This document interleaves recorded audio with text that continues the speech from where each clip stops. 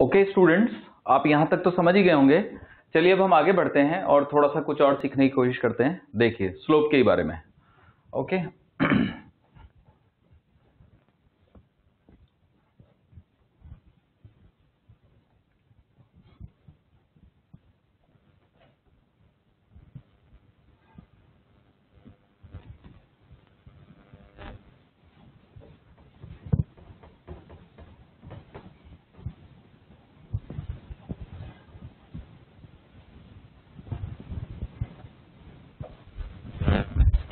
देखिए, जैसे कि आप जान चुके हैं कि अगर हमारा प्रोसेस है PV power n is equal to constant, तो जो स्लोप होगा डीपी बाई डीवी उसका फॉर्मूला होगा minus n into p by v. Okay बच्चों, तो it all depends upon the value of n. तो मैं आपको डिटेल में समझाता हूं कि एन की वैल्यू कैसे अफेक्ट करती है। देखिएगा, तो सपोज करें कि ये हमारे पास पोर्शन है जिसमें हम ग्राफ बना रहे हैं, राइट। तो थोड़ा सा मैं ऐसे बनाता हूं। ये है P और ये है V। तो P के जो भी यूनिट हो, मान लो ये P का यूनिट इक्वल्स टू 1 की ये लाइन है और यूनिट इक्वल्स टू 0.5 की ये लाइन है, मतलब what ever be the unit, 0.5, 1 और ये 1.5 की लाइन है। ओके, और ये लाइन है हमारी 0.5 की और ये लाइन है 1 की, v इक्वल्स टू 1। 1 यूनिट कुछ भी हो सकते हैं, 1 metre cube, right, 1 into 10 to the power 2 metre cube, 1 into 10 to the power जो भी यूनिट हो, 1.5 मीटर क्यूब, राइट। मान लो ये है 10 टू द पावर 5 पास्कल, इसके यूनिट है, या मेगा पास्कल लगा सकते हैं हम लोग, मान लो मेगा पास्कल। ओके, मतलब एमपीए, और ये है मान लो मीटर क्यूब। तो 1 मीटर क्यूब वॉल्यूम ये हुआ, 1 मेगा पास्कल प्रेशर ये हुआ। तो मान लो एक प्रोसेस है जिसमें प्रेशर 1 मेगा पास्कल है और एन प्रेशर एन जो है वो 0 है और पी जो है वो 1 मेगा पास्कल है। तो बच्चों, एन 0 होते ही आपका प्रोसेस हो जाता है आइसोबैरिक और प्रेशर 1 मेगा पास्कल है, तो ये लाइन बनेगी। अब वॉल्यूम कहां से कहां जा रहा है वो देखा जाएगा कि आपका वॉल्यूम बढ़ रहा है तो एरो ऐसे, घट रहा है तो एरो ऐसे। फिर मान लीजिए कि एन इंफिनिटी है, n is infinity and volume v is 1 metre cube. Okay, तो फिर ये लाइन बनेगी।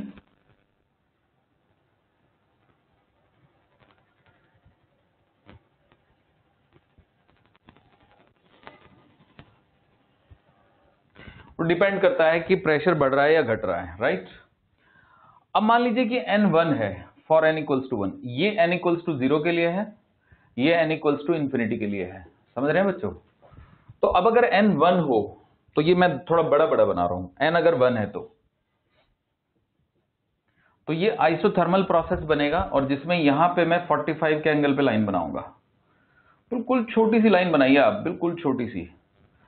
अब जैसे जैसे प्रेशर घटता जा रहा है, वॉल्यूम बढ़ता जा रहा है और स्लोप देखो P कम होता जा रहा है, V बढ़ता जा रहा है, तो स्लोप की न्यूमेरिकल वैल्यू 0 की तरफ जा रही है। स्लोप रहेगा तो नेगेटिव ही, न्यूमेरिकल वैल्यू 0 की तरफ जा रही है।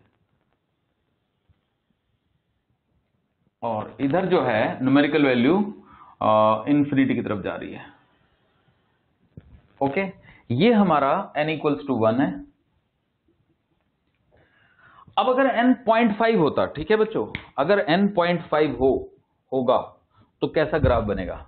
तो n अगर 0.5 होगा, सुन रहे हैं ना बच्चों, if n is equal to 0.5, 0.5 का मतलब क्या हुआ? मतलब हुआ कि पी वी की power half is equal to 0, यानी कि p square v is equal to 0। सुन रहे हैं ना बच्चों?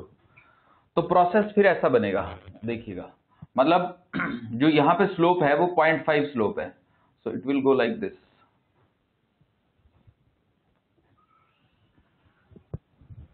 तो ये बात तो ठीक है कि वो इंफिनिटी की तरफ जाएगा, इसमें तो कोई शक नहीं, और ये बात भी ठीक है कि स्लोप धीरे धीरे 0 हो जाएगा। तो this is for n is equal to 0.5। मान लीजिए कि n 3 है, if n is equal to 3, अगर n 3 हो जाए तो ब्लू कलर से ले लेते हैं। तो n अगर 3 हो गया तो यहां पे स्लोप 3 हो जाएगा, तो ग्राफ हमारा कुछ ऐसे बनेगा बच्चों।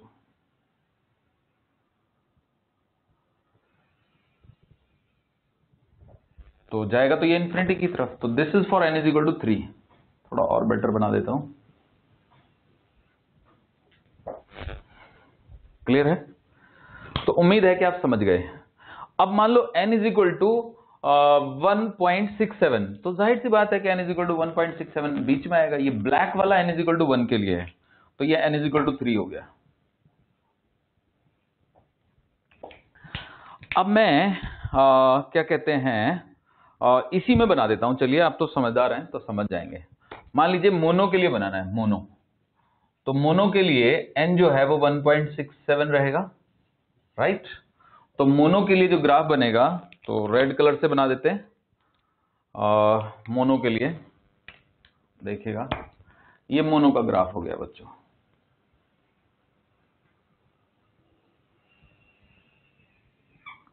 n is equal to 1.67।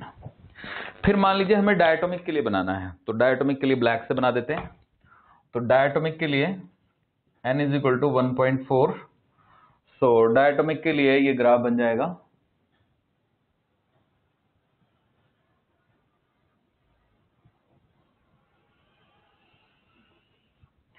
n is equal to 1.4 diatomic के लिए, ठीक है ना? ये n इज इक्वल टू 3 था।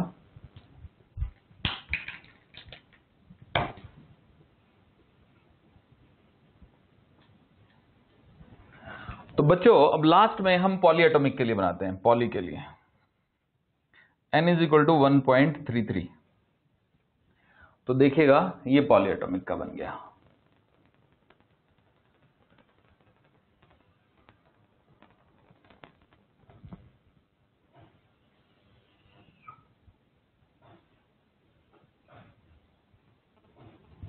तो बच्चों मुझे पूरा यकीन है कि अब आपको समझ आ गई सारी कहानी।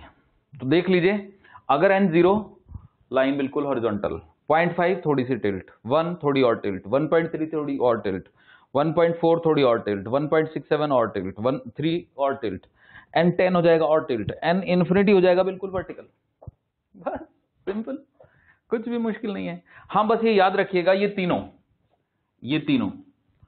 1.33, 1.4 और 1.67 ये खास प्रोसेस हैं। ये बेसिकली एडियाबैटिक प्रोसेस हैं फॉर डिफरेंट गैसेस। जैसे कि अगर n 1.33 है मोनो के लिए, ये एडियाबैटिक प्रोसेस है। अगर डायटोमिक गैस है तो उसके लिए 1.4, पॉलीएटॉमिक गैस के लिए एडियाबैटिक प्रोसेस 1.67, और n इज इक्वल टू 3 एक जनरल प्रोसेस है। कोई भी gas n is equal to 3 follow कर सकती है बच्चों, इसमें क्या दिक्कत है? तो मुझे पूरा यकीन है कि आपको ये ढंग से समझ आ गया है, ठीक है? चलिए अब हम डील करते हैं एक स्पेशल केस, जिसमें मैं आपको एक स्पेशल क्वेश्चन करा रहा हूं। और वो क्वेश्चन है कि हमें एक खास प्रोसेस के लिए मोलर स्पेसिफिक हीट कैलकुलेट करनी है, ठीक है? चलिए करते हैं, देखिएगा।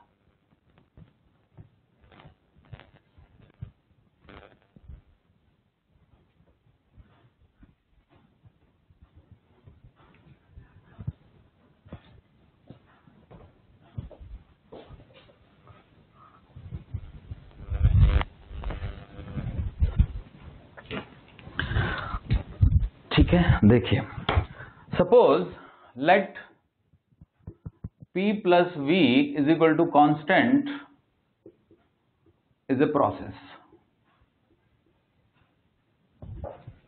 ठीक है? इसके लिए हमें मोलर स्पेसिफिक हीट निकालनी है।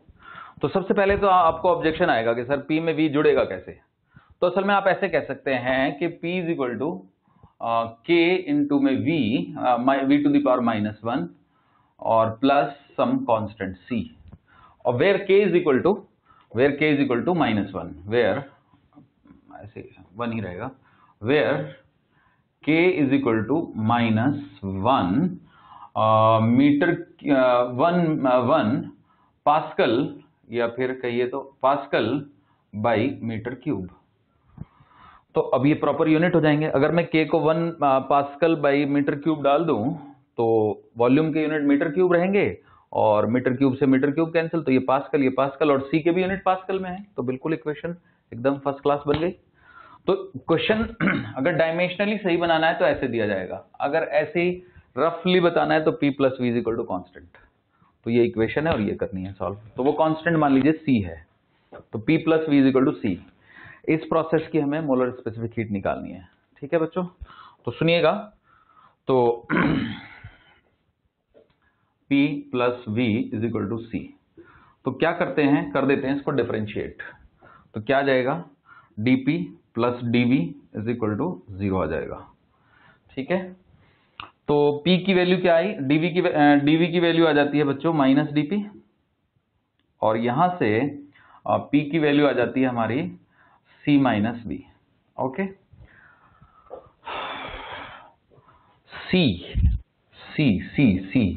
c नहीं ले रहे हैं। ओके, c की जगह कुछ और ले रहे हैं। क्या ले रहे हैं, c की जगह k ले लेते हैं। ओके, इसको k डैश ले लेते हैं। c क्यों नहीं ले रहे हैं, c इसलिए नहीं ले रहे हैं क्योंकि a ले सकते हैं या k ले सकते हैं, बट c नहीं ले रहे हैं क्योंकि c तो मोलर स्पेसिफिक हीट के लिए सिंबल यूज कर रहे थे ना हम। कोई बात नहीं, हमने ले लिया, इसको k डैश कर दिया, ये k कर दिया। k डैश भी कांस्टेंट है, k भी कांस्टेंट है। k डैश की वैल्यू -1 है, तो -1 डाल देंगे तो p -1 into v plus is equal to k, तो इसको इधर लाएंगे तो p plus v is equal to k। Okay, तो आप समझ गए होंगे मैंने c को अवॉइड किया है क्योंकि c तो मोलर स्पेसिफिक हीट है ना हमारी। तो अब सुनिएगा, हम जानते हैं कि PV is equal to nRT होता है ना। तो PdV plus VdP is equal to nRdt। अब क्या है ना कि यहां पे P दिया है और यहां पे dV दिया है, तो मुझे कुल मिला के या तो सब कुछ जो है P की टर्म में कन्वर्ट करना होगा या सब कुछ V की टर्म में कन्वर्ट करना होगा, क्योंकि तीन वेरिएबल डील नहीं कर सकते हम। क्लियर है, तो मैं एक काम करता हूं, V और dV की टर्म में सब कुछ ले आता हूं। राइट, तो देखिएगा P की वैल्यू क्या है, K minus V। Okay, K minus V into dV और प्लस V इंटू dP। अब dP की जगह पे आप डाल देंगे minus dV is equal to nRdt। तो ये हो गया बच्चों K minus 2V dV is equal to nRdt। तो ये हमारी थोड़ी सी अच्छी बात हो गई कि सब कुछ हमने V की टर्म में कन्वर्ट कर लिया। राइट, तो अब सुनिएगा, microscopic form of first law of thermodynamics, dq is equal to du plus dw, ये होती है। तो dq का फार्मूला है बच्चों n small n number of moles into c into dt, और du का formula n into cv into dt, और dw का फार्मूला p इंटू dv। ये माइक्रोस्कोपिक फॉर्म है तो इसलिए dq लगा रहे हैं हम लोग। तो p की जगह पे वहां से डाल देंगे हम लोग। ठीक है, p की जगह पे वहां से ले लेते हैं k माइनस v। तो देखिए n into c into d t is equal to n into c v into d t. p की जगह पे क्या लिया मैंने, k माइनस v, और dv की जगह पे यहां से उठा लो n into r into d t divided by k minus 2v। Okay, तो अब देखो n सब में से कैंसिल कर देंगे और dt सब में से कैंसिल कर देंगे, छोटा n नंबर ऑफ मोल्स। तो अब हमारे पास फार्मूला क्या बचेगा, तो मैं आपको बताता हूं क्या बच गया हमारे पास C is equal to CV plus K minus V divided by K minus 2V, K minus V divided by K minus 2V। Okay बच्चों, तो K एक कांस्टेंट है। अब R इंटू R भी तो है, देखिए जरा, ये R भी तो है बच्चों छोटा सा। ओके, अब CV का फार्मूला, तो CV का फार्मूला F/2R है।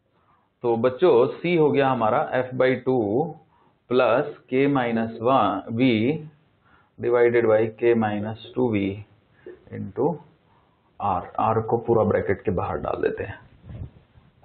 क्लियर।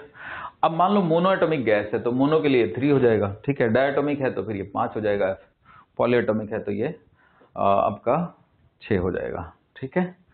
तो जैसा जैसा क्वेश्चन है वैसा कर लीजिए। फॉर मोनो के लिए कर लेते हैं। फॉर मोनोएटॉमिक के लिए C आ गया बच्चों 3/2, तो 3 से मल्टीप्लाई कर लेते हैं इसको। 3K minus 6V plus 2K minus 2V divided by 2K minus 4V। Okay, तो ऊपर देख लें क्या आ गया। ऊपर आ गया बच्चों इंटू R भी रहेगा। C आ गया हमारा 5K minus 8V divided by 2K minus 4V into R। अब ये मैंने molar specific heat in terms of किस में दे दिया, इन टर्म्स ऑफ V दे दिया। मैं इन टर्म्स ऑफ P भी ला सकता हूं क्योंकि मेरा P प्लस V K है ना बच्चों। तो अगर P प्लस V K है तो V की जगह पे मैं K माइनस P डाल दूंगा तो इन टर्म्स ऑफ P भी आ जाएगा। ओके, अब मान लीजिए कि मुझे इसका ग्राफ बनाना है। ओके, तो एज्यूम कर लो कि मुझे इसका ग्राफ बनाना है, ठीक है बच्चों। C का ग्राफ बनाना है V के साथ। I have to draw CV graph. तो देखिए कितना मजेदार बनेगा, ठीक है। बताता हूं मैं आपको। यहां तक आपको क्लियर हो गया? नोट कर लो आप यहां तक। ओके, चलिए ग्राफ बनाते हैं। देखिए बच्चों,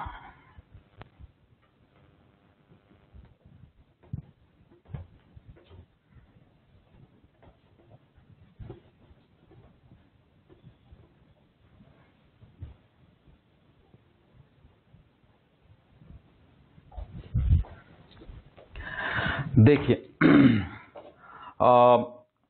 एक है हमारा V, मान लीजिए नेगेटिव तो हो ही नहीं सकता।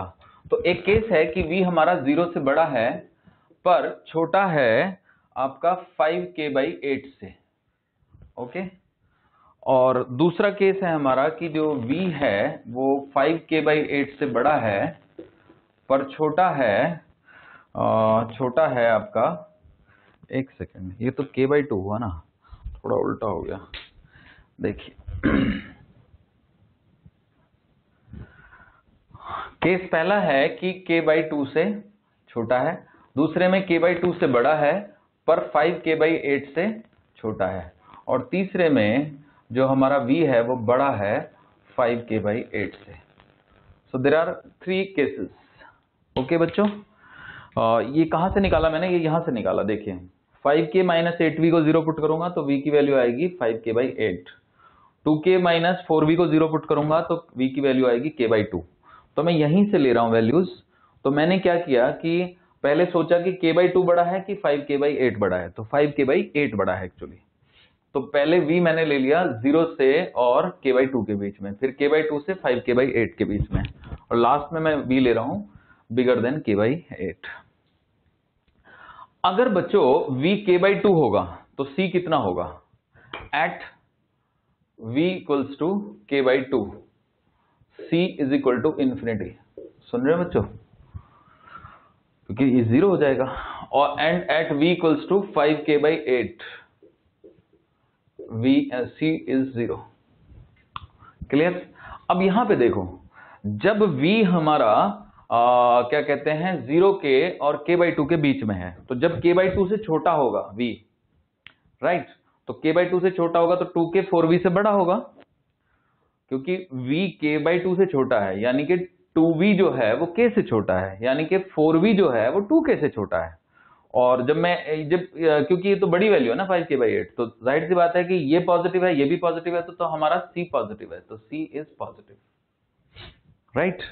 अब देखिए जब K/2 और 5K/8 के बीच में है V, तो ये जो V क्योंकि K/2 से बड़ा है, तो जो आपका 2V है वो K से बड़ा है, तो जो 4V है वो 2K से बड़ा है, तो ये टर्म तो नेगेटिव हो गई और ये पॉजिटिव रहेगी ऊपर, तो हमारा C नेगेटिव आ जाएगा। और यहाँ पे जब हमारा V जो है वो 5K/8 से भी बड़ा होगा तो ये भी नेगेटिव, रेशियो दोनों नेगेटिव, तो जाहिर सी बात है कि C पॉजिटिव आ गया। ओके बच्चों, तो ये कुछ चीजें हैं जो मैं ग्राफ बनाने के लिए चाहिए मुझे। अब अगर अगर मैं सी को 0 पुट करूं, है ना, सी को 0 पुट करने पे तो आ ही गया है मामला। सी 0 का मतलब v इज इक्वल टू के बाई 8। v को अगर मैं 0 पुट करूं, v इज इक्वल टू 0, तो जैसे ही v 0 होगा तो ये 5/2r हो जाएगा। तो c हो जाएगा हमारा 5/2r। ओके, समझ गए। और अगर v को इन्फिनिटी पुट कर दें, तो इन्फिनिटी के लिए देख लेते हैं। तो इन्फिनिटी के लिए मुझे इसका चेंज करना पड़ेगा शेप। देखिए, इसको मैं लिख रहा हूं 5k/8v, c is equal to 5k/v minus 8 upon 2k/v minus 4 into r। अब if v approaches to infinity, ठीक है ना बच्चों, this term tend to 0, this term tend to 0, तो दिस बिकम्स 8/4r यानी कि 2r। तो c टेंड्स टू 2r। तो जब v 0 है तो c 5/2r है और लास्ट में ये 2r है। तो अब देखो, अब ग्राफ बन जाएगा बच्चों। ये v है और ये c है। ये 5/2r है, 5r/2, और ये 2r है। ओके,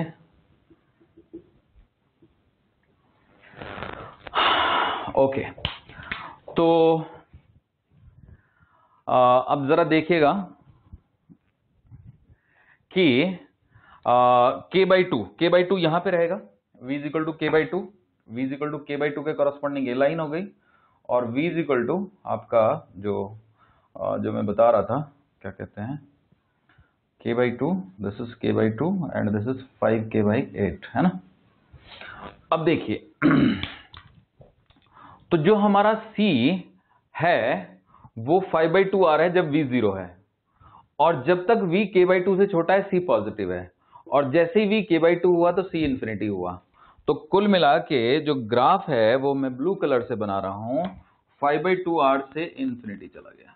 ओके बच्चों, अब देखिए, जैसे ही हमारा v जो है वो k/2 से बड़ा हुआ तो c नेगेटिव है। अब नेगेटिव है तो v/2 पे तो इंफिनिटी है ना, तो माइनस इंफिनिटी से आएगा, राइट। और जैसे ही हमारा ये 5k/2 होगा तो 0 हो जाएगा। तो यहां से इंफिनिटी से आया, यहां पे 0 हो गया, और फिर फाइनली वो 2r की तरफ अप्रोच कर गया। So this is the graph. तो उम्मीद है आप समझ गए, ठीक है बच्चों। तो देखिएगा, जब v 0 से k/2 के बीच में है, c पॉजिटिव है, और 0 पे ये 5/2r है, और k/2 पे ये इंफिनिटी है। जब हमारा v जो है वो k/2 से 5k के बीच में है तो हमारा c नेगेटिव है, और जब हमारा जो v है वो बड़ा है 5k/8 से तो हमारा c पॉजिटिव है, और फाइनली जैसे v इंफिनिटी हो जाता है तो ये 2r हो जाता है। तो कितना बढ़िया क्वेश्चन मैंने आपको करके दिखा दिया। थोड़ा सा पीएमटी लेवल से हाई है, लेकिन फिर भी देखो, अंडरस्टैंडिंग की बात है, आपको फिजिक्स को समझना है, राइट। तो समझने के लिए बहुत शानदार है। मतलब दिमाग में ये चीजें डाल रहा है कि c नेगेटिव भी होता है, प्लस इंफिनिटी भी होता है, माइनस इंफिनिटी भी होता है, 2r की तरफ भी जाती है उसकी वैल्यू, राइट। एक मतलब कुछ 5/2 से शुरू हो रही है, राइट। तो कुछ भी हो सकता है। तो c के बारे में जो कोई क्वेश्चन आएगा तो वो आपको करने में आसानी रहेगी, ठीक है बच्चों। तो नोट कर लीजिए आप ये, ठीक है ना। चलिए।